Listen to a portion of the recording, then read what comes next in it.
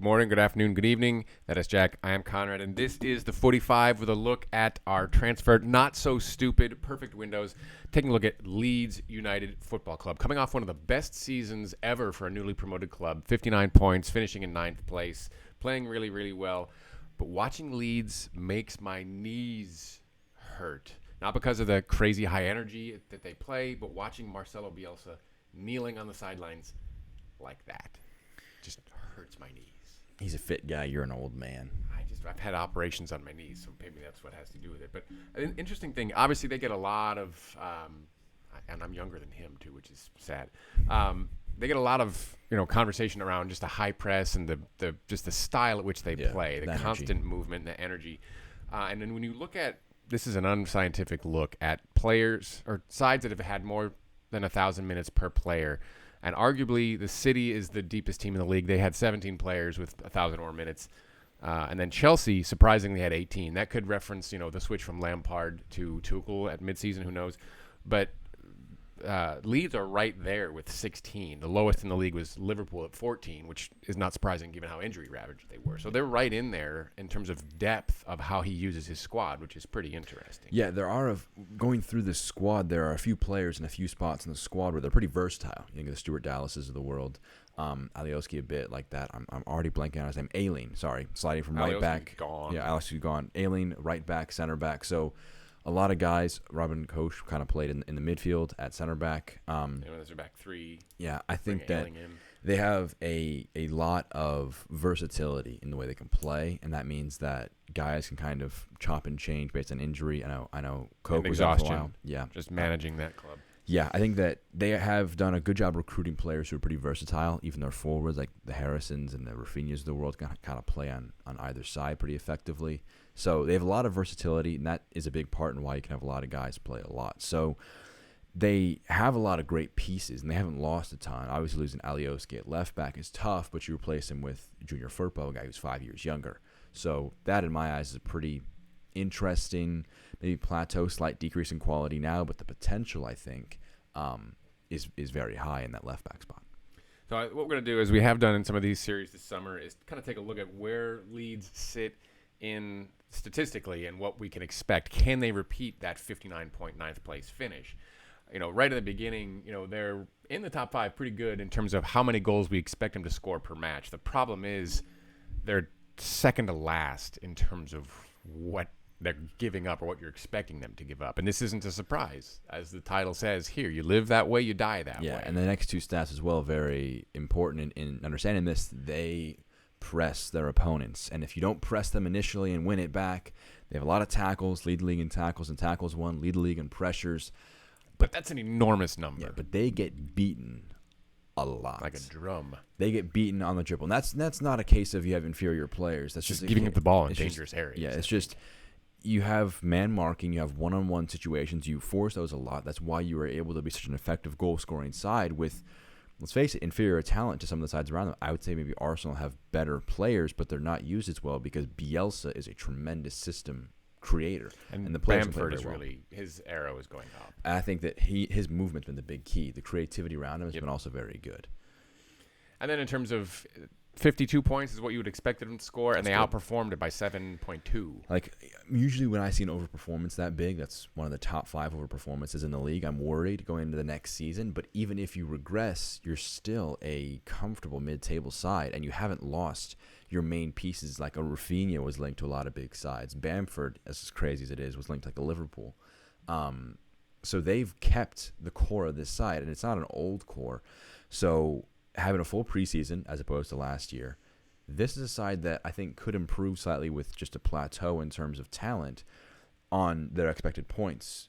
But they want a bit more, I think. I think they need 1 or 2 signings to really kind of push themselves a bit further. And I have 2 suggestions. They're not really suggestions. Well, I think if you get a full season from Robin Koch, Robin Cook, however, I've heard his name pronounced all 3 ways. German.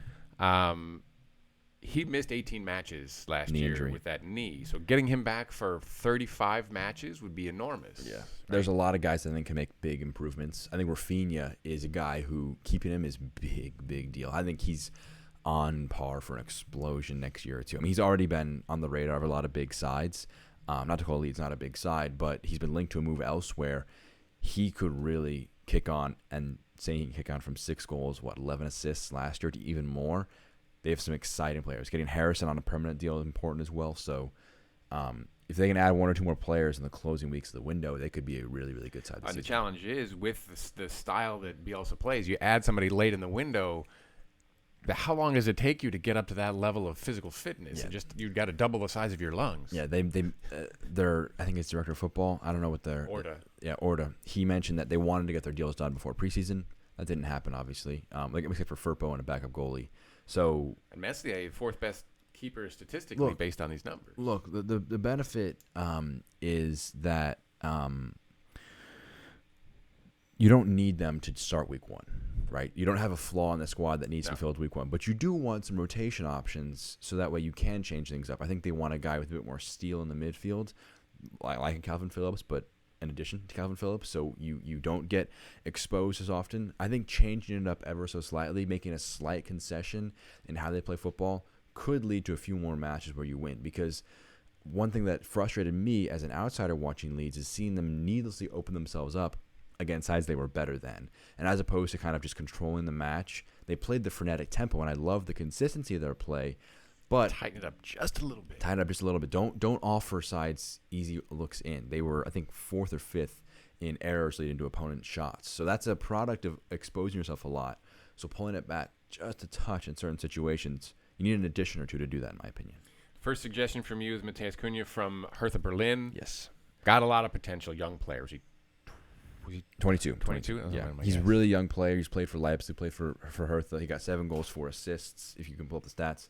And he plays as a forward, as a midfielder, can play down the center, kind of on the wings as well. So he's very versatile, like Bielsa likes. And what I like about him is that he's a good presser. He doesn't shirk away from that area of the game. He's Brazilian, I believe, and there's a stereotype with Brazilians that they are very flair, but they don't track back. They don't defend. Rafinha is the opposite of that. Rafinha is one of the best pressers, one of the best players at tracking back in the entire league. He loves that aspect of the game. Cunha is very similar in that aspect. So I think that £25 million price tag is fantastic. Is a bit hefty, but a guy who got 11 goals and assists. Yeah. He would walk in because he hasn't got a lot around him at Hertha Berlin. He could walk in and be at a better side than he has at Hertha, and really develop under Bielsa into a top class forward. He's one of the players who's going to make a big jump, and I think that this is a pandemic result in his price tag. Panic sale, yeah. Not a panic sale, I wouldn't say, but it's inflated, underinflated almost in terms of his price tag. I think it would be. Yeah, I think it's a good number. In a normal window, this is 30-40 million easily for him because of the potential he has, but because they need to recognize that he has limited what he's done because he's young, this would be a very interesting one. And this is exactly the kind of guy that Bielsa looks for. And it would mean that he doesn't have to walk in day one because of talent, and that means he can expand his lungs. He can get that his game down. How do you do that? So Conor Gallagher was rumored. They wanted him. Patrick Vieira got him at Crystal Palace, which is still a bit of a surprise to me.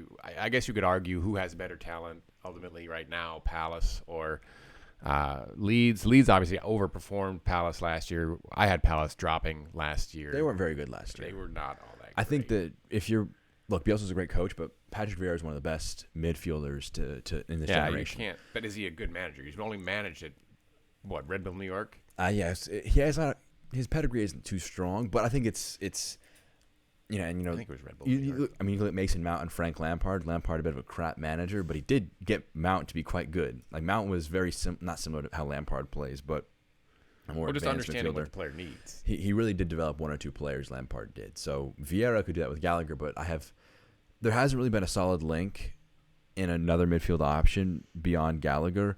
Well, Phil Hay, he's a Leeds reporter for The Athletic. He's suggesting that it's Lewis O'Brien from Huddersfield, which I don't know much about that, right? But he looks the similar player, but he's not on the par. What I want in a midfielder for Leeds is a guy who has the steel to play in that midfield. He doesn't need to be with the passing range on top of the steel of Calvin Phillips, because he's a very, very unique, very, very good player. Phillips is. He's got to run around relentlessly. I think that having a guy who could partner Phillips and almost not Phillips playing as a sole defensive mid, sole midfielder, a lot of times puts a lot of responsibility on his shoulders. He's very comfortable doing it, but again, you don't want to isolate your guys in terms of fitness and in terms of how you play the formation. So they are prioritizing a center midfielder, a young project guy who's got some steel in midfield, and a pretty good flair option in Mateus Cunha. That could be a really good ending to the window. And what it would benefit you as is that you don't have to walk in expecting them to do it day one. They can have their preseason almost happen into the Septembers, the Octobers, when you begin to bed them into the side, or even the first 6 months. Unless you have some kind of really bad injury in the first 4 weeks. Yeah, but even then, with so much football being played, that's not out of the question, but because they're starting a month earlier than they did last year due to the delay in the 2019-2020 season. But Leeds have had a good, solid preseason. So I'm excited to see them, because last year they really kind of just punched the Premier League in the jaw. Premier League punched them back in the jaw a little bit. But they survived. They had a great season. Top half is a tremendous first year, tremendous building blocks. And I'd be a little disappointed if it was getting Harrison on a permanent and Firpo on a backup goalie. I'd be a bit disappointed if that was all your window was. If that is, then I think that we're making our predictions pretty soon. Debut live stream, actually, we're thinking. We'll see. More live streams this year, so make sure you subscribe. But I think that more would be one. Yeah, we haven't live streamed yet. Yeah, that more would be greater than 0. I think that they are a very interesting side for this year. They have not lost much. There's a lot of improvement in the side, just in terms of year-on-year development. And I'd be curious to see what fans at Ellen Road do not necessarily the statistics, but just to the results, right? Because they did at 59 points in front of fans once. Yeah. Very last game of the season. And I don't remember whether they won or lost, to be honest with you. That is going to be actually a very good point you make, that Ellen Road, this is going to be their first time seeing their play. They're very happy that they stayed up. There's a worry, obviously, because you're a newly promoted side, but the fact that they did it so convincingly, you're able to walk in now and say, all right, we're finally seeing these guys back in person. That's a good point, actually. They're very exciting this year. That'll do it for us for our not-so-perfect windows. Perfect window for Leeds United Football Club. Let us know what you think in the comments. Please do subscribe, like, and look for us on the Twitter at the 45. Take care now.